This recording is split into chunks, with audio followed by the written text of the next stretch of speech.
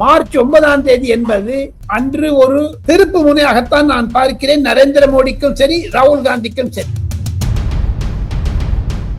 ராகுல் காந்தி கைது செய்யாதும் செய்யலாம். இங்கிருந்து துபாய் போறாரு. துபாயில இருந்து யாரோ ஒரு ஸ்பெஷல் பிளேன் எங்கேயோ அழைச்சிட்டு போறான். எங்க போறான்னு தெரியாது யாருக்குமே.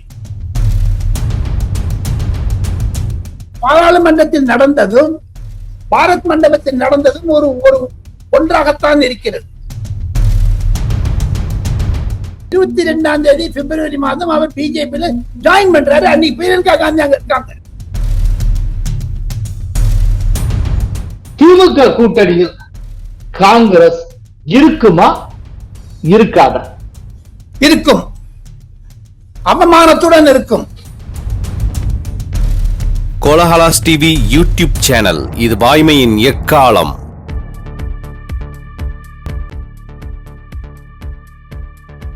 வணக்கம் நண்பர்களே. அரசியல் புயல் வீசிக்கொண்டிருக்கிற இந்த தருணத்தில் டெல்லியிலிருந்து காணொலி மூலம் நம்மோடு இணைகிறார் பத்திரிகை உலக ஜாம்பவான் டெல்லியார் ராஜகோபாலன். வணக்கம் ராஜகோபாலன். நமஸ்காரம் சார். நமஸ்காரம் சீனிவாசன். நமஸ்காரம். என்ன சார், மார்ச் 9 டெல்லியை மையமாக கொண்டு ஒரு புயல் வீச போகிறது. அந்த புயலின் பெயர் ஒரு அரசியல் புயல் அப்படிலாம் சொல்றாங்க. குறிப்பா அந்த டெல்லி பேஸ்டு ஜேர்னலிஸ்ட் நிறைய பேர் விதவிதமா சொல்றாங்க. அன்னைக்கு மார்ச் 9 ஜனநாயகத்துக்கே ஒரு பெரும் சவால் விடுக்கப்படும் சூழ்நிலை உருவாகலாம். ஒரு பெரும் அரசியல் புயல் வீசக்கூடும் அப்படின்னா சொல்றாங்க. அப்படி மார்ச் 9 என்ன நடக்க இருக்கிறது? ஒரு 3 விஷயத்தை சொல்றாங்க. நீங்களே எலாபரேட் பண்ணுங்க. கோலால நேயர்களுக்கும் தங்களுக்கும் என்னுடைய நன்றிகளையும் நமஸ்காரங்களையும் தெரிவித்துக் கொண்டு, மார்ச் 9 என்பது ராகுல் காந்தியினுடைய அரசியல் எதிர்காலத்தை குறிக்க இருக்கிறது. மார்ச் 9 என்பது ஓம் பிர்லா மீது நம்பிக்கையில்லா தீர்மானம் அனுமதிக்கப்படுமா, நிராகரிக்கப்படுமா, மற்ற எதிர்கட்சிகளிடையே ஒற்றுமை இருக்குமா தெரியாது. மூன்றாவதாக சீனிவாசன், சோனியா காந்தியும் ராகுல் காந்தியும் சேர்ந்து National Herald case March 9 Delhi நீதிமன்றத்தில் வர இருக்கிறது. மார்ச் 9 என்பது அன்று ஒரு திருப்பு முனையாகத்தான் நான் பார்க்கிறேன். நரேந்திர மோடிக்கும் சரி, ராகுல் காந்திக்கும் சரி. ராகுல் காந்தி மீது சப்ஸ்டான்சியல் மோஷன் கொண்டு வந்து நிஷிகாந்த் துபே பிரதிதினம் ட்வீட் போட்டுட்டு இருக்காரு, நான் அவரை விட மாட்டேன்னு. மார்ச் 9 3 விஷயம் அந்த ஒரே நாள்ல நடக்க இருக்கிறது. ஒன்னு நேஷனல் ஹெரால்டு கேஸ், ரெண்டாவது சபாநாயகர் மீதான பதவி நீக்க தீர்மானம், அது ஒண்ணு. மூணாவது ராகுல் மீது நிஷிகாந்த் துபே முன்வைத்திருக்கிற சப்ஸ்டான்டிவ் மோஷன். இந்த 3 மோஷன் வரப்போகிறது அப்படின்னு. இதுல 1 by 1 பார்ப்போம். முதல்ல இந்த தகுதி நீக்க தீர்மானம் சபாநாயகருக்கு எதிரானது, அதனுடைய கதி என்னவா? துணை சபாநாயகர் இல்லாத சமயத்தில் இந்திய நாடாளுமன்றத்தில் துணை சபாநாயகரை நரேந்திர மோடி கடந்த 6 வருடங்களாக வைக்கவில்லை. ஆமா, இப்ப அதுதான் ஒரு முக்கியமான கேள்வி சார். தொடர்ந்து துணை சபாநாயகர் இல்லாமலேயே ஒரு லோக்சபாவை மோடி ரன் பண்ணிட்டு இருக்க. இப்ப இருக்கிற பிரசன்ட் சபாநாயகர் ஓம் பிர்லாவுக்கு எதிராக தகுதி நீக்க தீர்மானம் கொண்டு வரப்படுகிறது. அப்படிப்பட்ட சூழ்நிலையில அவர் அவையை நடத்த முடியாது. சபாநாயகர் இல்லாதப்போ துணை சபாநாயகர் நடத்தலாம், ஆனா துணை சபாநாயகரும் கிடையாது. இப்போ இந்த தகுதி நீக்க தீர்மானத்தை முதல்ல யாரு தீர்மானிப்பா? செக்ரட்டேரியட் தான். அது அதனுடைய பேனல் ஆஃப் ஸ்பீக்கர்ஸ் 6 பேர் இருக்காங்க. அனைத்து கட்சிகளிலிருந்து ஒரு பேனல் இருக்கிறது. அதில் பாரதிய ஜனதா கட்சி, திமுகவிலிருந்து ஆர் ராஜா கூட இருக்கிறார். அதே மாதிரி உங்களுக்கு சிவசேனா உத்தவ் தாக்கரேலிருந்து, தெலுங்கு தேசத்திலிருந்து பல பேர் இருக்கிறாங்க. 6 பேர் இருக்காங்க. அந்த 6 பேர் சேர்ந்து தீர்மானிப்பார்கள். அது நிராகரிக்கப்படும் என்று தான் சொல்லுகிறார். காரணம், அது நிறைய தப்பு இருந்தது. 2025 2025 எல்லாம் போட்டிருக்காங்க வேண்டும் என்றே. ஆக்சுவலா அதுல டேட் எல்லாம் தப்பா குறிச்சிருந்தாங்க. பட் அது ஓம் பிர்லாவையே சுட்டி காட்டி திருத்தி திரும்பவும் அந்த தீர்மானத்தை தாக்கல் செய்ய சொல்லுங்க அப்படின்னு சொல்லி அறிவுறுத்தி ஓம் பிர்லா சொன்னதன் பேர்ல லோக்சபா செக்ரட்டேரியட் எதிர்கட்சிகளிடம் தெரிவித்து அப்புறம் திருத்தப்பட்ட தீர்மானத்தையும் கொண்டு வந்திருக்காங்கல்ல சார். கொண்டு வந்திருக்காங்க. அதுல அவர் பேச விடுறது இல்ல, அது ஏகோத்தியமா நடக்கிறாரு, எதேச்சதிகாரமா நடக்கிறாருன்னு குற்றம் இருக்கு. அதெல்லாம் அவர் தகுதி நீக்கத்துக்கான ஒரு அறிகுறிகளாக அந்த குழு பார்க்குமா பார்க்காதா தெரியாது. 7ஆம் தேதி டெல்லியில் அந்த குழு கூட இருக்கிறது. அதனுடைய மார்ச் மாசம் அதனுடைய நிலைப்பாடு எப்படி இருக்கும் என்று தெரியாது.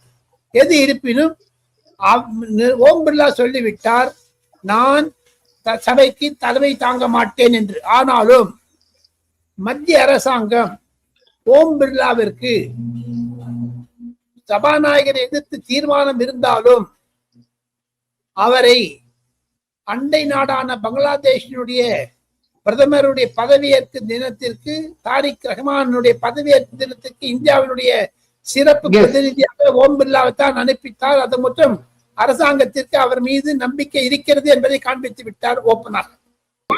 பாத்தீங்கன்னா பிஜேபிக்கு 70 ஓட்டு அதிகமா வரும், 60 ஓட்டு அதிகமா வரும். அப்போசிஷன் ஸ்பிளிட் ஆகிறதுக்கு இருக்கு. நேற்று கூட கையெழுத்து போட்டு இருந்தாலும் திரிணாமுல் காங்கிரஸ் அதிலிருந்து விலகி விட்டது. ஆமா, ஆல்ரெடி இந்த சபாநாயகருக்கு எதிரான தகுதி நீக்க தீர்மானத்துல ஆம் ஆத்மியும் கையெழுத்து போடல, திரிணாமுல் காங்கிரஸ் கையெழுத்து போடல. இப்ப சமாஜ்வாதி பார்ட்டி சொல்றாங்க அந்த அந்த குறிப்பிட்ட விளக்கம் நம்ம சபாநாயகத்தை நம்ம கேட்கணும், கேட்கறதுக்கு முன்னாடி நாங்க கையெழுத்து போட்டோம், அன்று சூழ்நிலை மாதிரி இருக்கு, இந்த சூழ்நிலை மாறி இருக்குன்னு கொஞ்சம் வித்ட்ரா பண்றாங்க அவங்க.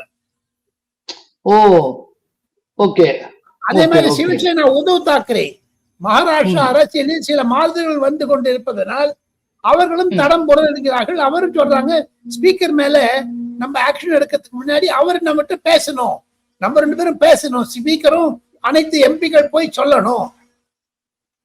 ஆக மொத்தம் ராகுல் காந்தி தன்னை ஸ்பீக்கர் ரூம்ல 4ஆம் தேதி புதன்கிழமை பிப்ரவரி மாதம் 2026ஆம் வருடம் மதியம் 3 மணிக்கு ஸ்பீக்கர் அறையில் தமிழக எம்பிக்கள் அனைவரும் உள்பட, பெண் எம்பிக்கள் உள்பட ஸ்பீக்கரை கேரோ பண்ணாங்க. ஆமா, ஸ்பீக்கர் ஏக்கர் வச்சனத்தை திட்டினாங்க. அதெல்லாம் நம்ம உச்சரிக்க முடியாது, ஆங்கிலத்திலும் சரி ஹிந்தியிலும் சரி.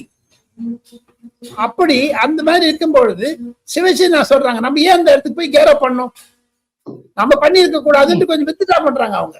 ஆக மொத்தம் அந்த நிலைப்பாடு ராகுல் அன்னைக்கு சூட்டோட சூடா கொண்டுட்டாங்க. ஆனா 14 நாள் டைம் இருக்கணுங்கிறதுனால அது கொஞ்சம் பிசித்து விடுமோ என்ற எண்ணம் எனக்கு இருக்கிறது. அதே நேரத்துல இன்னொரு பக்கம் ராகுல் காந்தி மேல நிஷிகாந்த் துபே கொண்டு வந்திருக்கிற சப்ஸ்டன்டிவ் மோஷன், இது என்ன ஆகும்? ஒருவேளை அந்த மோஷன் வெற்றிகரமாக நிறைவேற்றப்பட்டால் அவருடைய விளைவு என்னவா இருக்கும்? ராகுல் காந்தி பதவி நிற்க ஏற்பட வேண்டியதுக்கும் அவர் பர்மனண்டாவே எடுத்துள்ளான்னு சொல்ல போறாங்க. அதாவது அது நிறைவேற்றப்பட்டால் ராகுல் காந்தி பதவியிலிருந்து விலக வேண்டியிருக்குள்ள எப்படி எம்பி பதவி காலியாகுமா? எம்பி பதவி காலியாகும். இனி தேர்தலில் போட்டி போட முடியாது என்று கூட அந்த தீர்மானத்தில் ஒரு வழி சேர்த்தார்களே, ஆனால் அவர் நீண்ட காலமாக பதவியை போட்டியிடும் பொழுது கடினமாக இருக்கும். ஆனால் அந்த தீர்மானத்தை மீண்டும் நான் சொல்லுகிறேன், சபாநாயகர் அந்த பிரைசைடிங் ஆபீசர்ஸ் குழுவிட்டு கருத்து கேட்டுவிட்டு, அரசாங்கத்திலும் கருத்து கேட்டுவிட்டு தான் சொன்னார் இது ஒரு தனியார் தீர்மானமாக இருப்பதனால் அரசாங்கத்திற்கும் அதுக்கும் சம்பந்தம் இல்லை என்று சொல்லுகிறார்கள். ஆனால் சப்ஸ்டான்ஷியல் மோட்டம் வந்ததுன்னா சக்தர் அண்ட் கவுல் அப்படின்னு ஒரு 2 பேர் பெரிய எமினன்ட் பிரைசைடிங் ஆபீசர்ஸ்க்கு கைடன்ஸ் கொடுத்தாங்க. அவங்க பேர் தான் ரூல் எழுதினாங்க. அவங்க தான் முதல்ல 1960-70 அந்த ரூல் தான் எல்லா ஸ்பீக்கரும் பேஸ் பண்ணிப்பாங்க. அது ஒரு பிரைசைடிங் ஆபீசர்ஸுக்கு அது ஒரு பகவத்கீதை மாதிரி. அதுல என்ன எழுதிருக்காங்க கேட்டீங்கன்னா, சப்ஸ்டான்ஷியல் மோஷன் கொண்டு வந்தா ஸ்பீக்கர் அதை பிரிவிலேஜ் மோஷனா கன்வெர்ட் பண்ணலாம், எத்திக்ஸ் கமிட்டிக்கு அனுப்பலாம், சப்ஸ்டான்ஷியல் மோஷன் கொண்டு கூடாது. ஆனா அதுல சோம்நாத் சாட்டர்ஜி அதுக்கு எதிர்த்து போனார். 13 பேர் பணம் வாங்கிட்டு கேள்வி கேட்டாங்கன்னு 13 பேர் பதவி நீக்கின சோம்நாத் சாட்டர்ஜி அவங்களுக்கு எல்லாம் எம்பிசிபி போயிடுச்சு சீனிவாசன். அதே மாதிரி ராஜ்யசபாவில் சுப்பிரமணிய சுவாமி இந்த எமர்ஜென்சிக்கு எதிர்த்து வெளில போனாங்கிறதுனால அவரையும் டிஸ்குவாலிஃபை பண்ணாங்களே. அதே மாதிரி இந்திரா காந்தி சிக்கமங்களூர்ல இருந்து தேர்ந்தெடுத்து சௌத்ரி சரண் சிங் டிஸ்குவாலிஃபை பண்ணாங்களே. அதை டிஸ்குவாலிஃபை பண்ண ஒரு லிஸ்டே ஒரு 15-20 இருக்கு. ஒவ்வொருத்தருக்கும் ஒரு காரணத்துல இருக்கு. சோ அந்த மாதிரி பாத்தீங்கன்னா இதுக்கு முன்னால சோனியா கூட டிஸ்குவாலிஃபை ஆக இருந்தாங்கல்ல ஆபீஸ் ஆஃப் ப்ராஃபிட். அதுல வந்து ரிசைன் பண்ணிட்டாங்களா அவங்க? அது ஆல்ரெடி ரிசைன் பண்ணிட்டு அப்புறம் திரும்ப இடைத்தேர்தல் நின்று உள்ள வந்தாங்க இன்னொரு தடவை. அதே மாதிரி ராகுல் காந்தி ரிசைன் பண்ணிட்டாருன்னா ஓகே, திரும்ப அமேத்தியில இடைத்தேர்தல் வரும், திரும்ப ஜெயிக்கலாம்னு ஐடியா பண்ணுவாரா? ஆமா, அவ்வளவுதான். அதை தவிர இன்னொன்னு சொல்றேன், சப்ஸ்டன்ஷியல் மோஷன் வந்து பிரிவிலேஜ் மோஷனா கன்வெர்ட் பண்ணதை விட எத்திக்ஸ் கமிட்டிக்கு அனுப்பலாம்னு அத்வானி எப்பவுமே ஒரு ஒரு பிடியில் இருப்பார். எம்பிக்களை பழி வாங்க கூடாது, எத்திக்ஸ் கமிட்டில போட்டுட்டு அவங்க மூலமா பண்ணணும். அவங்க ஒரு வாரம் சஸ்பெண்ட் பண்ணுன்னு சொன்னா பண்ணலாம், 2 வாரம் சஸ்பெண்ட் பண்ணுன்னா பண்ணலாம் இருக்கு. எல்லாத்த தவிர சீனிவாசன் ஸ்பீக்கருக்கு ஜுடிஷியல் பவர்ஸ் இருக்கு. அந்த ஸ்பீக்கர் எல்லாரும் விவாதத்தை எல்லாம் முடித்து விட்டு ராகுல் காந்தி கைது செய்யலாம், கைது கூட அனுப்பலாம். ஏன்னா சில பேருக்கு உதாரணத்துக்கு சொல்றேன், PH பாண்டியன் தமிழ்நாடு ஸ்பீக்கரா இருந்தபோது வானலாவிய பதவி இருக்கிறது என்று சொன்னாங்க. அதே மாதிரி பார்லிமெண்ட் ஸ்பீக்கருக்கு இருக்கு. அந்த ஸ்பீக்கர் உதாரணத்துக்கு கோலால் நேயர்களுக்கு சொல்ல ஆசைப்படுகிறேன், பாராளுமன்றம் நடந்து கொண்டிருக்கும் பொழுது பல முறைகளில் நானே கண்ணால பார்த்திருக்கேன். ஸ்பீக்கர்ஸ் கேலரியில இருந்து மேல உட்கார்ந்து இருப்போம், பிரஸ் கேலரியில சில பேர் குதிச்சிருவாங்க பார்லிமெண்ட்டுக்குள்ள, லோக்சபாக்குள்ள. அவனெல்லாம் ஸ்ட்ரைட்டா ஸ்பீக்கர் வந்து 5 நாளைக்கு ஜெயில அனுப்பிச்சிடுறாரு. So he has got judicial powers. Okay. அதே மாதிரி இந்த அந்த அந்த நியூக்ளியர் டீல் போது பாராளுமன்றத்தில் 3 கோடி ரூபாய் குறைந்தாங்க. உங்களுக்கு ஞாபகம் இருக்கும்னு நினைக்கிறேன். ஆமா. அப்போ இருந்த ஸ்பீக்கர் என்ன டிசைட் பண்ணான்னு கேட்டீங்கன்னா, அதெல்லாம் சிபிஐக்கு கொடுக்கலாமா வேண்டாமா என்று விவாதித்தார்கள். அப்பொழுதே சொல்லிட்டாங்க, இந்த 3 பேரை சஸ்பெண்ட் பண்ணலாமா வேண்டாமா. அப்போ ஒரு விவாதம் நடந்தது. அந்த விவாதத்தை நான் கேட்டிருந்தேன் மேல பிரஸ் கேலரியில இருந்து. அது மாதிரி ஒவ்வொரு பண்ணும்போது ஸ்பீக்கர் சொல்லிட்டாரு, எங்களுக்கு ஜுடிஷியல் பவர்ஸ் இருக்கு, சில ஆர்டிகல் 259(c)(a) அப்படின்னு தான் பார்த்து, அதன் மூலமாக ராகுல் காந்தி மீது 9ஆம் தேதி மார்ச் மாதம் அவருடைய அரசியல் வாழ்க்கையில் திருப்பு முனையாகத்தான் இருக்கும் என்று நான் கருதுகிறேன். இது தவிர அதே மார்ச் 9ஆம் தேதி சோனியா அண்ட் ராகுல் மீதான நேஷனல் ஹெரால்டு கேஸ் வேற வருது, டெல்லி ஹைகோர்ட் நினைக்கிறேன். அதுல வந்து என்னது, எப்படி அந்த யங் இந்தியாவுக்கு நீங்க டிரான்ஸ்ஃபர் பண்ணீங்கன்னு அதுல வந்து அதே நேரத்துல இதுக்கு முன்னால அந்த சார்ஜ் ஷீட்டையே வந்து கோர்ட் ரிஜெக்ட் பண்ணிருக்குல்ல.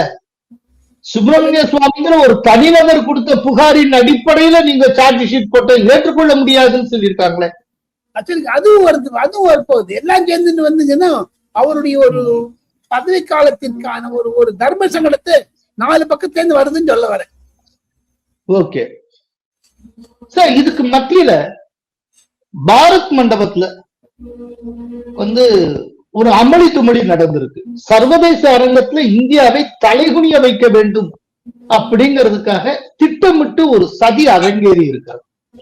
இதுக்கு முன்னால உங்களுக்கு ஞாபகத்துல இருக்கும்னு நினைக்கிறேன், டொனால்டு ட்ரம்ப் வந்து அகமதாபாத் வந்திருந்தப்போ இங்க விவசாயிகள் அப்படி என்று அழைக்கப்பட்ட காலிஸ்தான் பயங்கரவாத பின்னணி கொண்டவர்கள் டெல்லியில செங்கோட்டையை முற்றுகையிட்டார்கள், மிகப்பெரிய அட்டூழியத்தில் ஈடுபட்டார். அதாவது அமெரிக்க அதிபர் வந்திருந்த நாள்ல டெல்லிய வந்து அப்படியே கலகலக்க செஞ்சாங்க, மொத்த மீடியாவும் அதை போக்கஸ் பண்ணிச்சு. அதே போல இப்போ ஆர்டிபிஷியல் இன்டெலிஜென்ஸ் சம்மிட் நடந்து கொண்டிருக்கிற சூழ்நிலையில பாரத் மண்டபத்துல சில காங்கிரஸ் ஆதரவாளர்கள் கடும் மோசமான செயலில் ஈடுபட்டு இருந்தார். அது எல்லாம் நீங்க பார்த்திருப்பீங்க, உங்களுக்கு அது பற்றின விஷயம் அத்துப்படியா இருக்கும். அது பற்றின டீடைல்ஸ் கொஞ்சம் சொல்லுங்க சார். அதுக்கு பின்னால இருக்கக்கூடிய அந்த டிசைன் என்ன? அது 3 விதமாக தங்களுடைய கேள்வியை 3 விதமாக நான் பிரித்து பதில் சொல்ல ஆசைப்படுகிறேன். அந்த 9-10 பேரும் இந்தியன் யூத் காங்கிரஸ்ல இருந்து வந்திருக்காங்க. ஏற்கனவே அவர்கள் தங்களை டெலிகேட்டாக பிரதிநிதியாக பதிவு செய்து கொண்டு வந்திருக்கிறார்கள். பிரதிதினம் வந்து அங்க ரெக்கி பார்த்திருக்காங்க, எங்க பண்ணலாம் ஏது பண்ணலாம்ட்டு பிரதிதினம் வந்திருக்காங்க. அந்த அவருக்கு அவங்க டெலிகேட் மாதிரி வந்து கையில அந்த பாஸ் எல்லாம் போட்டுட்டு கியூஆர் கோட் வேற அவகிட்ட இருந்திருக்குங்க. அது உள்ள வந்து பார்த்துட்டாம ஒரு நாள் தடால்னு பண்ணணும்னுட்டு ஒரு பனியனை உல்டாவா போட்டுன்னு வந்து அது உள்ள வந்து நரேந்திர மோடி காம்ப்ரமைஸ் எழுதியிருக்காங்க இங்கிலீஷ்ல. ஒரு ஒரு ஒரு 12:30 மணி வாக்கில் வந்துட்டு 20ஆம் தேதி வெள்ளிக்கிழமை 12:30 மணிக்கு இந்த ஷர்ட் அவுத்துட்டு அதுக்கு 10 பேர் போட்டோ வேற எடுத்திருந்தாங்க. அவங்க ஆளுங்களே எடுத்துன்னு வந்திருக்காங்க போட்டோ. இங்க வந்த ஆர்ப்பாட்டம் பண்ணவங்களை தவிர எடுத்துட்டு நரேந்திர மோடி காம்ப்ரமைஸ் 2-3 ரூம் பக்கம் போனாங்க. அதுக்கு ஒரு 50 மீட்டர் தள்ளி பிரைம் மினிஸ்டர் உட்கார்ந்துருக்காங்க. அங்க இருக்க பக்கத்திலேயே உட்கார்ந்துருக்காங்க. இந்த தள்ளுமுள்ள நடந்ததுல என்ன ஆச்சுன்னா 12:30 மணில இருந்து 3:30 மணி மட்டும் அவர்களை அடக்க முடியவில்லை, கத்திக்கொண்டே இருந்தார்கள். போலீஸ் வந்தது. போலீஸ் வந்து அவங்களை அடிச்சுட்டு போயிட்டாங்க. அந்த 4 பேர் தப்பின்னு ஓடிட்டாங்க. ஆனால் பொதுமக்கள் விடவில்லை. பார்வையாளராக வந்து அந்த எக்ஸிபிஷனுக்கு வச்சிருந்தாங்க. பெரிய எக்ஸிபிஷன் இருந்தது அங்க. அன்னைக்கு 640 ஸ்டால் வச்சிருந்தாங்க சீனிவாசன். அது நடுவில் போய் இந்த மாதிரி அமக்கலம் பண்ணும்போது பார்வையாளர்களாக வந்திருந்த பல பொதுமக்கள் இந்த மாதிரி ஷர்ட் அவுத்துட்டு டாப்லெஸ் பனியான் கேங் அதுல வந்து பண்ணத்தால அவங்க போட்டு அடிச்சு உதச்சு கீழே மிதிச்சிருக்காங்க. போட்டு நல்லா வாங்கியிருக்காங்க. நல்லா போட்டு பொதுமக்கள் கையினால தர்மடியா பொதுமக்கள் அது தள்ளுமுள்ளு வந்து அவங்களுக்கெல்லாம் அதுதானே விரும்புறாங்க. அந்த அராஜகத்துவம் வேண்டும் என்று தானே காங்கிரஸ் விரும்புகிறது. அதுதானே மார்ஷல் ஆர்ட்ஸ். அதை தானே ராகுல் காந்தி சொல்லுகிறார், ஜூடோ கத்துங்க. பாரதிய ஜனதா கட்சிக்கிறவனு உள்நாட்டில் இருக்கக்கூடிய கலவரங்களை அவர்கள் ஜென்சி நேபாளில் நடந்த மாதிரி செய்ய வேண்டும் என்று இன்று குற்றப்பத்திரிகையில் டெல்லி போலீஸ் தாக்கல் செய்திருக்கிறது. சீனிவாசன் சார், ரீசெண்ட் டேஸாவே ராகுல் காந்தியோட ஆட்டிடியூடே பாத்தீங்கன்னா என்னவோ பாம்ங்கிறாரு, கரசின்ங்கிறாரு, ஃபயர்ங்கிறாரு, எர்த்குவேக் அப்படிங்கிறாரு, ஏதோ ஒன்று பண்ணிக்கிட்டே தானே சார் எல்லாமே ஒரு நெகட்டிவான சொற்களா வந்து கொண்டு இருக்கிறது. அவர் ஏதோ ஒரு கழகக்காரர் போல செயல்படுகிறார். அவர் என்னதான் சார் மைண்ட்ல வச்சிருக்காரு, என்ன ஐடியால இருக்கார் சார்? தாங்கள் கூறிய அனைத்து கருத்துக்களையும் நான் ஒப்புக்கொள்கிறேன். ஆனால் புதிதாக நான் தங்களுடைய நேயர்களுக்கு சொல்ல ஆசைப்படுகிறேன். சீனிவாசன் அவருக்கு இருப்பது ஒரு கிரிமினல் மைண்ட் என்பதை 2014 முதல் அவர் ஆரம்பித்தாரோ இல்லையோ 2004 அவர் ஆரம்பிச்சிருக்காரு. நாடாளுமன்றத்தில் பாஸ் செய்ய வேண்டிய மத்திய அமைச்சரவையினால் தீர்மானிக்கப்பட்ட ஒரு ஆர்டினன்ஸ் அதை கிழித்து போட்டது கிரிமினல் ஆக்ட். ஆமா, அதை கூட இந்த விஷயத்தோட கூட 2009 நீங்க வந்து சைனாவுடன் தாங்கள் ரகசிய ஒப்பந்தம் போடுகிறீர்கள். அந்த என்ன கண்டிஷன் இருக்குன்னு தெரியல உங்களுக்கு. அந்த ஒப்பந்தத்தில் இருக்கக்கூடிய கண்டென்ட் என்னன்னு தெரியல. அது ஒரு கிரிமினல் ஆக்ட். மூணாவதாக தாங்கள் இப்பொழுது கூறினீர்களே 50 லட்சம் ரூபாய் கொடுத்துட்டு 90 கோடி ரூபாய் இருக்கக்கூடிய நேஷனல் ஹெரால்ட்ல இருந்து யங் இந்தியாவுக்கு டிரான்ஸ்பர் பண்ணி அந்த ஷேர் எல்லாம் வித்துட்டு அந்த ஷேருக்கு வந்து 2400 crores ஒர்த் உள்ள ப்ராப்பர்ட்டியை நீங்க அக்யூமுலேட் பண்ணிக்கிறீங்களே, அதை விட கிரிமினல் மைண்ட் வேற யாருக்கு இருக்கு சொல்லுங்க பாப்போம். நீங்க ஃபயருங்கிறீங்களே, பூகம்பங்கிறீங்களே, எர்த்குவேக்ங்கிறீங்களே, நைட்ரஜன் பாம்ங்கிறீங்களே, SIRங்கிறீங்களே, இதெல்லாம் எதுல சேர்க்க போறீங்க? ஆக மொத்தம் கடந்த 24 வருடங்களாக 21-22 வருடங்களாகவே அவருடைய அணுகுமுறை என்பது ஒரு கிரிமினல் மைண்டாகத்தான் இருக்கிறது என்பதைத்தான் பாரதிய ஜனதா கட்சியினுடைய சம்மித் பாத்ரா, ராஜ்நாத் சிங், நிதின் கட்கரி, அமித்ஷா போன்றவர்கள் சொல்லுகிறார்கள். இப்போ ரீசெண்டா மத்திய அமைச்சர்கள் அஸ்வினி வைஷ்ணவ், பிரஹலாத் ஜோஷி இவங்க இன்டர்வியூ கொடுத்திருக்கும். அவங்க உள்ள போந்துட்டு அது என்ன சார் விஷயம்? அது நான் சொல்றேன். என்று இந்த மார்ஷியல் ஆர்ட்ஸை பத்தி ராகுல் காந்தி பாராளுமன்றத்தில் பேசினாரோ அன்று அவர் பல குற்றங்களை சாட்டினாரோ. அமெரிக்கன் டீலை பற்றி, அமெரிக்காவுக்கும் இந்தியாவுக்கும் இந்தியன் எக்கானமி இஸ் டெட் அப்படின்லாம் சொன்னாரு. அவர் சொல்லி முடித்தது 12:30 மணிக்கு. 1 மணிக்கு எப்பவுமே மந்திரிகள் கேட் ஒரு மகரத்வார் என்று இருக்கிறது, அதுல இருந்து வெளில வந்தாங்கன்னா பத்திரிகையாளரோட பேசுவாங்க. இந்த 2 மந்திரிகளும் பேசிட்டு இருக்கும் பொழுது திடீரென்று திறந்த வீட்டுல நோயை மாதிரி நான் வந்து என்னை இந்த ஃப்ரேம்ல எடுத்துங்க, I will answer your questions along with the mini government அப்படின்னு ராகுல் காந்தி.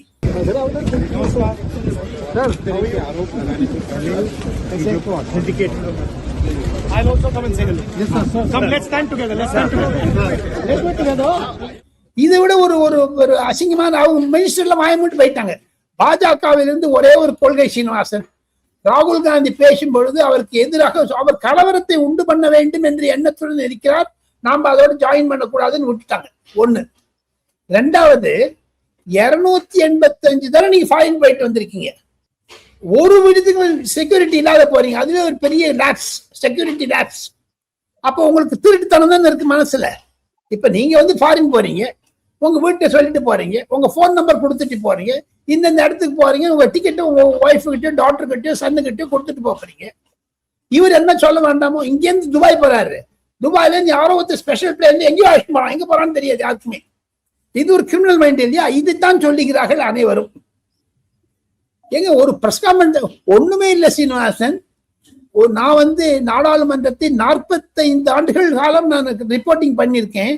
சோம்நாத் சாட்டர்ஜி வந்து ஒரு ஸ்பீக்கரா இருந்த போதும் சரி, நம்ம சுமித்ரா மகாஜன் இருந்த போதும் சரி, பாலயோகி இருந்த போதும் சரி, சிவராஜ் பட்டேல் இருந்த போதும் சரி, பல்ராம் ஜாக்கர் இருந்த போதும் சரி, நீலம் சஞ்சீவ் ரெட்டி இருந்த போது, அப்பதான் ஆரம்பிச்ச என்னுடைய ப்ரொஃபஷனே 77. அப்பெல்லாம் ஓரியன்டேஷன் கோர்ஸ் ஜேர்னலிஸ்டுக்கு எம்பிக்கெல்லாம் இருக்கு, இன்னமும் இருக்கு. அந்த மீடியா அக்ரிடேஷன் கமிட்டியில நான் தலைவராக இருந்திருக்கிறேன், secretary to Lok Sabha media advisory கமிட்டியா இருந்திருக்கேன். நான் போய் அந்த ஓரியன்டேஷன் கோர்ஸ்ல பேசியிருக்கேன். அந்த ஸ்பீக்கருடைய இடத்துல இருந்து யாராவது எழுந்து நின்று பேசினாங்கன்னா ஒரு எம்பி கொடுக்க போக கூடாதுங்கிற ஒரு ரூல் இருக்குங்க சீனிவாசன். ரொம்ப அவங்க பேசினா தலை குனிஞ்சுன்னு போகணும்னு இருக்கு, ஸ்பீக்கரை எழுந்து நின்று உட்காந்துடணும்னு இருக்கு, அதெல்லாம் புரோட்டோகால் இருக்கு. நான் எனக்கு ஒன்று சொல்ல வேண்டாம், தயவு செய்து சீனிவாசன் தாங்களே loksaба.gov.in வெப்சைட்ல போயிட்டு etiquettes and protocols of MPs போட்டு பாருங்க, உங்களுக்கே தெரிஞ்சிடும். ராகுல் காந்தி என்ன பண்றாங்க கேட்டீங்கன்னா, ஒரு எரிச்சல் உள்ளவர்களுக்கு அன்பான கூட்டம், நஃபரத் கி துக்கான் அப்படிலாம் சொல்லிட்டு ஃப்ளோர்ஸ் கிராஸ் பண்றாரு. இவர் பேசிட்டே இருக்கும் பொழுது நரேந்திர மோடியை போய் கட்டிக்கிறாருங்க, தப்புங்க அது. ஒரு பிரைம் மினிஸ்டருடைய சீட்டுக்கு போறதே தப்பு சீனிவாசன். அதனுடைய தொடர்ச்சியாகத்தானோ என்னமோ நரேந்திர மோடியை தாக்க வேண்டும் என்று தானே பிரைம் மினிஸ்டருக்கு அந்த சீட்டை உட்கார முடியாத அளவிற்கு பிப்ரவரி மாதம் 4ஆம் தேதி அனைத்து எம்பிக்களையும் பெண் எம்பிக்களையும் ராகுல் காந்தி சொன்னதன் பெயரில் தானே அவர்கள் போய் முற்றுகையிட்டார்கள். அந்த முற்றுகை எடுக்கும் போது பாஜக எம்பி எல்லாம் கை கூப்புறாங்க, தயவுசெய்து பேடு பேடு பேடுன்னு. சப்போஸ் தள்ளுமுள்ளு நடந்துன்னு வச்சுங்க, ஒண்ணு வேணா ஒரு புடவை கிழிச்சிருந்தாங்கன்னா உடனே சொல்லிருப்பாங்க, எங்களை ரேப் பண்ண வந்தா, அது பண்ண வந்தா, இது பண்ண. அதுக்குதான் பயமூன்னு இருந்தாங்க பிஜேபி. நீங்க யோசிச்சு பாருங்க. இப்போ பாராளுமன்றத்தில் நடந்ததும் பாரத் மண்டபத்தில் நடந்ததும் ஒரு ஒன்றாகத்தான் இருக்கிறது.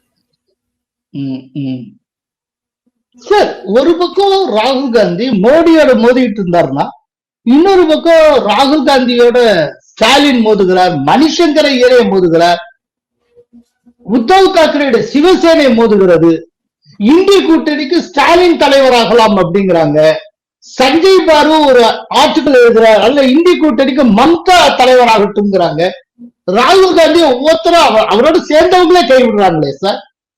நான் இன்னொரு புதுசா ஒழுங்கு சொல்லி வைக்கிறேன் உங்களுக்கு. புபேன் வாரா என்பவர் காங்கிரஸ் தலைவராக அசாமில் இருக்கிறார், இருந்தார் இருக்கிறார் என்ன பொறுத்த மட்டும். அவர் ராகுல் காந்தியுடன் போன் பேசுறாரு, 15 நிமிஷம் பேசுறாங்க. நாளைக்கு என்னுடைய சிஸ்டர் வராங்க, வெயிட் பண்ணுங்கிறாரு அவரு. ராகுல் காந்தி சொல்றாரு. அப்போ பேசிட்டு இருக்கச்ச ராகிபுல் போரா ஹுசைன் என்பவர் எனக்கு எதிராக வேலை செய்கிறார், அவரை கட்டுப்படுத்துங்கள் என்று புபேன் வாரா சொல்றாரு राहुल गांधी की। राहुल गांधी अच्छा मैं कर दूंगा, आप डोंट वरी, हमने कर देंगे, सब कुछ ठीक हो जाएगा, எல்லாமே சரியாயிடும் அப்படி சொல்றாரு. பேசி போன வைக்கிறாரு. ஹேமந்த் பிஸ்வ சர்மா அசாமுடைய சீஃப் மினிஸ்டருக்கு அவர் வீட்டுக்கு போயிடுறாரு, பொப்பேன்னு ஓரா வீட்டுக்கு. அப்ப அவர் சொல்றாரு ராஜினாமா செய்கிறேன் என்று. நீங்க சொல்றீங்களா ஸ்டாலினை வந்து பதவிக்கு வைக்கணும்னு சிவசேனா சொல்றது, மணிசங்கரை சொல்றாரு, சஞ்சய் பாரு, மம்தா பானர்ஜி சொல்றாங்கன்ட்டு அவங்க கட்சிக்காரனுக்கு ராகுல் காந்தி மேல நம்பிக்கை இல்லைங்க தான் சொல்ல வரேன் நான் உங்களுக்கு. இவ்வளவு ராகுல்ல பேசினதுக்கு பின்னாலேயும் போரா வந்து காங்கிரஸை விட்டு விலகுகிறேன் அப்படின்னு அனௌன்ஸ் பண்றாரு. 7:15 பேசி முடிச்சார் சார். 8:15 மணிக்கு அந்த ஹேமந்த் பிஸ்வ சர்மா அவர் வீட்டுக்கே போயிட்டார் சார். அதாவது Assam BJP chief minister. Assam chief minister அது வந்து இன்னைக்கு நம்ம 2 பேரும் பேசிட்டு, நாளைக்கு அவர் 22ஆம் தேதி பிப்ரவரி மாதம் அவர் பிஜேபியில ஜாயின் பண்றாரு. அன்னைக்கு பிரியங்கா காந்தி அங்க இருக்காங்க. அஸ்ஸாம்ல இருக்கிறப்போ போரா வந்து பிஜேபியில ஜாயின் பண்றாரா? இப்ப அந்த காங்கிரஸ்காரனே பிடிக்கல, இந்தி கூட்டணிக்காரனுக்கு பிடிக்கல, ஆளுங்கட்சிக்கு பிடிக்கல. அதை தவிர இவர் என்ன சொல்லியிருக்காரு ஒரு 10 வருஷத்துக்கு முன்னாடி, அது ஏற்கனவே நாம் இருவரும் குறிப்பிட்டிருக்கிறோம். மம்மா சோனியா காந்தியிடம் பேசுகிறார் ராகுல் Gandhi. Mamma, power is a poison, don't go there, don't take chief prime ministership. என்ன அர்த்தம் சீனிவாசன்? இதனால்தான் நட்வர் சிங் எழுதின புத்தகத்தில் இருக்கக்கூடிய கதையை நான் ஏற்கனவே உங்கள்கிட்ட திருமுல்ல சொல்லி இருக்கேன், நினைவிருக்குன்னு நான் நினைக்கிறேன்.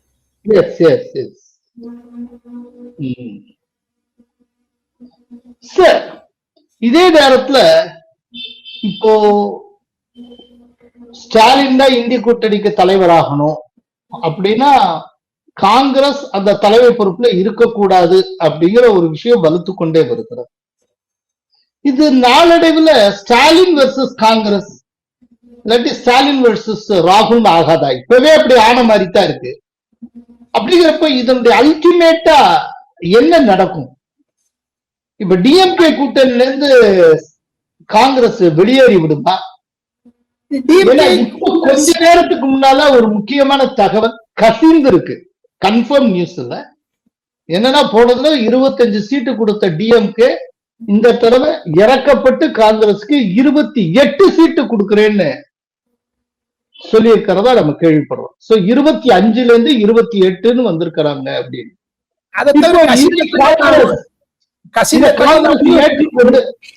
இந்த காங்கிரஸ் ஏற்றுக்கொண்டு கூட்டல்ல தொடருமா இல்லாட்டி நிராகரித்து விட்டு வெளியே வருமா? அது அந்த நிராகரிக்கத்துக்கான காரணங்களை எனக்கும் ஒரு கசிந்த தகவலை தங்களுடைய நேயர்களுக்கு சொல்ல ஆசைப்படுகிறேன். டிஎம்கேக்கு 28 சீட் வாங்கிட்டு ஐயா கருணாநிதியினுடைய மகன் மு.க. ஸ்டாலின் அவர்கள் எழுத்து மூலமாக கொடுங்கள், எங்களுக்கு பதவியில் பங்கு வேண்டாம் என்று கேட்க இருக்கிறார் காங்கிரஸை. அதாவது காங்கிரஸ் வந்து எங்களுக்கு அதிகாரத்தில் பங்கு இல்லைன்னு எழுதி தர சொல்ல போறாங்களா? அப்படி எழுதி தந்தா தான் இந்த 28 சீட்டா? அப்படி இல்லைன்னா இதுவும் கிடையாது. அவ்வளவுதான். நீங்க அவங்க சொல்றாங்க நீங்க எழுதி வாங்க. அவர் வந்து அப்படி எழுதி தர்றதுங்கிறது காங்கிரஸ் உடைய தன்மானத்துக்கு சுயமரியாதைக்கு விடப்பட்ட சவால் இல்லையா? அதை எப்படி அவங்க தருவாங்க? நீங்க எவ்வளவு தூரம் சுயப்பட்ட மரியாதை அதெல்லாம் கேட்கறீங்களே. நீ வந்து திராவிட மாடல், தன்மானம், செல்ஃப் ரெஸ்பெக்ட் எல்லாம் சொல்லிட்டு 6 மாசம் ஆச்சு சீனிவாசன். ஸ்டாலினும் ராகுல் காந்தியும் ஏன் ஒரு தொலைபேசியில் பேசிக் கொள்ளவில்லை? அதற்கிடையே இப்ப தமிழ்நாட்டுக்கு வந்திருந்தார் ராகுல் காந்தி கூடலூருக்கு. தமிழ்நாட்டுக்கு வந்து ஸ்டாலினிய சந்திக்கலையே. ஸ்டாலின் சந்திக்கல. அத பராசக்தி படம் 2 பேரும் சேர்ந்து பார்க்கலாமான்னு ஐடியா பட்டு அவர் நகைஞ்சிட்டாரு. அங்க கூடலூர்ல ராகுல் காந்தி வந்து ராஜாவிடம் சொல்லிட்டாரு, எங்களுக்கு பதவி வேண்டும், ஐ வில் இன்சிஸ்ட். 3வது தூதுக்குழுவா கனிமொழி போனாங்க, அதுவும் ஒண்ணுமே இல்லை. அது நம்ம ஏற்கனவே அதை பத்தி விவாதித்து இருக்கிறோம். ஆக மொத்தம் சொன்னது நிச்சயமாக தன்மானம் தான் அவர்களுக்கு முடிவாக இருக்கும் என்பதுதான் என்னுடைய கருத்து. ஆக மொத்தம் கன்க்ளூஷன் காங்கிரசுக்கு தன்மானம் இருக்குன்னு நீங்க ஒத்துக்கிறீங்க? காங்கிரசுக்கு தன்மானம் இன்னமும் இருக்குன்னு நீங்க நம்புறீங்க இல்லையா? ஏன்னா நீங்க டெல்லியில உட்கார்ந்துட்டு சொல்றீங்க, அதனால அது உண்மையா இருக்கும்னு நாங்களும் நம்புறோம். அதுக்காக கேட்கிறேன். ராகுல் காந்திக்கு தன்மானம் இருப்பதாக நம்புகிறார். அதனால்தான் இந்த பெண் எம்பிக்களை எல்லாம் மெர்சினரியாக அனுப்புகிறார். நாடாளுமன்றத்தை விட்டு பாரத் மண்டபத்திற்கும் இன்ஃபில்ட்ரேட்டர்ஸாக அனுப்புவது ராகுல் காந்தி தான். ஆக மொத்தம் காங்கிரஸுக்கு தன்மானம் இருக்கிறது. அதெல்லாம் விட்டுருங்க சீனிவாசன். நான் உங்களுக்கு இன்னொரு புதுசா ஒண்ணு சொல்ல போறேன் சீனிவாசன். இந்த இந்தி கூட்டணியில சொல்றீங்களே இவ்வளவு தூரம் வந்து முழுக்க முழுக்கன்னுட்டு ஒரே ஒரு பாயிண்ட், சிவசேனாவினுடைய உத்தவ் தாக்கரே மகன்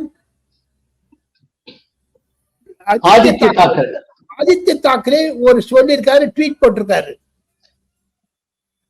ராகுல் காந்தி சாம்னால எழுதியிருக்காங்க வேற. ராகுல் காந்தி தயவு செய்து தன்னுடைய பதவியை விட்டு மு.க. ஸ்டாலினுக்கு அந்த ஆல் இந்தியா லெவல்ல இந்தி கூட்டணிக்கு தலைமை வைக்க வேண்டும் என்று. ஆனா என்னைக்கு இந்த ராகுல் காந்தி சொன்னாரோ அன்னைக்கு தமிழ்நாட்டுல எஸ்பிஏன்னு ஒரு அலையன்ஸ் பண்ணிட்டாங்க. இந்தி கூட்டணி திமுக விலகிடுச்சு. அதான் செக்யூலர் ப்ரோக்ரசிவ் அலையன்ஸ், மதசார்பற்ற முற்போக்கு கூட்டணி. அது ஹிந்துல வந்துக்கு வேற எந்த பேப்பர்லயும் வருது இல்ல. அது பார்த்திருக்கீங்களா நீங்க? ஆமா ஆமா, அது கரெக்ட். அதே மாதிரி உத்தரப்பிரதேசத்துல பிடிஏன்னு இருக்குது, பீச்சிலே தலித் அல்ப சங்கின்னுட்டு. அதே மாதிரி மகாராஷ்டிரால எம்பிஏன்னு இருக்குது, மகா விகாஸ் அகாடின்னுட்டு. ஆனா என்டிஏவும் மகாராஷ்டிரால மகா யுதின்னு தானே சொல்லிக்கிறாங்க. அது இருக்கு, யாரும் இல்லைன்னு சொல்லல. அந்த மாதிரி கான்ட்ரடிக்ஷன் இருந்தா கூட மகாராஷ்டிராவுக்கு முன்னே நரேந்திர மோடி எடுத்துட்டு வேற யாரும் கொண்டு வான்னு சொல்லவே இல்லையே. அது கரெக்ட், அது சரி.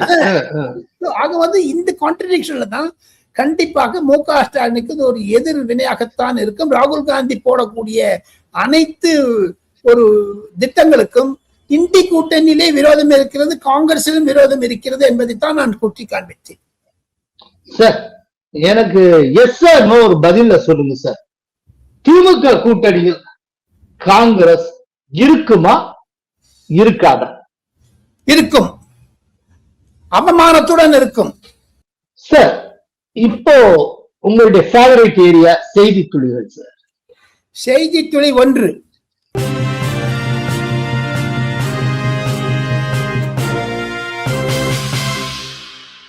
தேவேந்திர பட்னவிஸ் மகாராஷ்டிராவுடைய துணைவி அமிர்தா பட்னவிஸ் 23 ஆண்டு காலம் ஆக்சிஸ் பேங்க் என்று சொல்லக்கூடிய ஒரு தனியார் வங்கியில் மேனேஜ்மெண்ட் ட்ரெயினியாக எம்பிஏ படித்து சேர்ந்த பிறகு அவர் இப்பொழுது சீனியர் வைஸ் பிரசிடென்டாக இருக்கிறார்.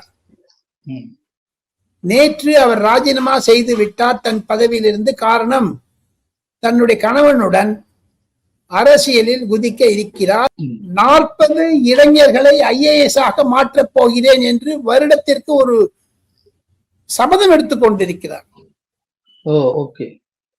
அது ஒரு மாபெரும் சேவை. அவர் நல்ல பாடகி, நல்ல வரைபடம் வரைபவர், சித்திரங்கள் வரைபவர். எப்படி மம்தா பானர்ஜி வந்து கவிதை எழுதுகிறாரோ அந்த கிளாஸ் மேல பெயிண்ட் பண்ணுவாங்க. மம்தா பானர்ஜி கிட்ட ஒரு நல்ல குணம் என்னன்னா, டென்ஷனா இருக்கும்போது ஒரு கிளாஸ் டம்ளர் இருக்குது பாருங்க, அதுல கல்ல பெயிண்ட் அடிச்சுட்டே இருப்பாங்க அந்த அம்மா. அந்த மாதிரி இந்த அமிர்தா பட்னவிஸ். செய்தி துளி 2.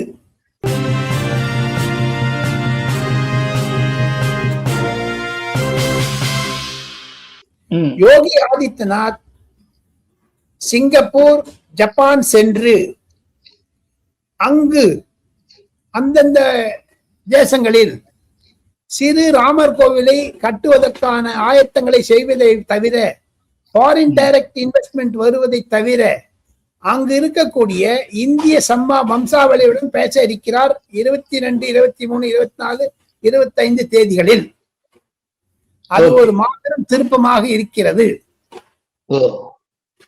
செய்தி துளி 3.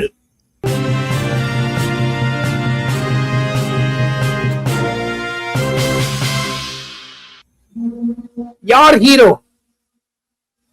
ரஜினிகாந்தா கமலஹாசனா ஆர் இருவருமே வா? இதுவான டீசர் ரெட் ஜெயிண்ட் என்ற ஒரு கம்பெனி இன்று வெளியிட்டிருக்கிறது. ரெட் ஜெயிண்ட் என்பது ஐயா கருணாநிதியினுடைய கொள்ளு பேரன் கம்பெனி, இன்ப நிதியினுடைய முழக்கம் என்று இன்னைக்கு அந்த டீசர் போட்டிருக்காங்க. இது விஜய் அவர்கள் வருவதை தடுப்பதற்காகவா அல்லது 700 கோடி ரூபாய் போட்டு விஜய் நாளை வேலூரிலோ மற்ற இடங்களில் பேசுவதை நியூட்ரலைஸ் பண்ணுவது, கட் பண்ணுவதற்காகவா, எதற்காக இந்த ரெட் ஜெயின் செய்தது என்பதைத்தான் டெல்லியில் பலர் பேச ஆரம்பித்திருக்கிறார்கள். கண்டிப்பாக இதுல 47-50 வருஷத்துக்கு அப்புறம் 2 பேரும் ஒன்னா சேர்றான்னா இது என்ன ரெட் ஜெயிண்டா, ப்ளூ ஜெயிண்டா, எல்லோ ஜெயிண்டா, கிரீன் ஜெயிண்டா, வயலட் ஜெயிண்டான்னு கேக்குறாங்க எல்லாரும். சோ ராஜகோபாலன், வழக்கம் போல வந்திருந்து நிறைய தகவல்களை வாரி வழங்கி இருக்கிறீர்கள். மிக்க நன்றி. கோலஹலாஸ் டிவி யூடியூப் சேனல், இது வாய்மையின் எக்காலம்.